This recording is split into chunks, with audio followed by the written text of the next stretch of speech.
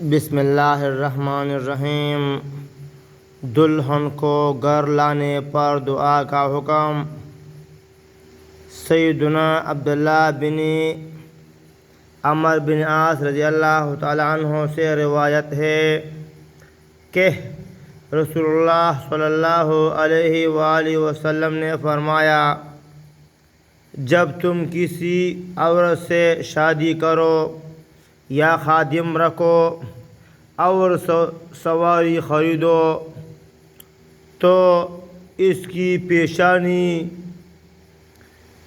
یا کوہان پکڑ کر یہ دعا پڑھو: اللہم انی اسألک خیرہا و خیر ما جبلتہا علیہ واعوذ بک من شرہا و شر ما جبلتہا علیہ۔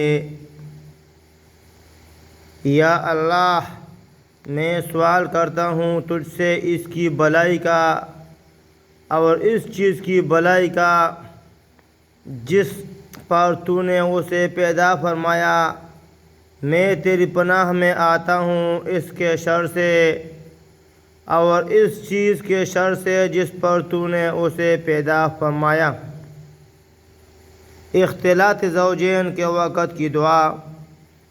سیدنا عبداللہ بن عباس رضی اللہ تعالیٰ عنہ سے روایت ہے کہ نبی کریم صلی اللہ علیہ وآلہ وسلم نے فرمایا، جب تم میں سے کوئی اپنی بیوی کے پاس آنے کا ارادہ کرے تو یہ دعا پڑھے: یقیناً اگر اللہ تعالیٰ ان سے اولاد پیدا ہوگی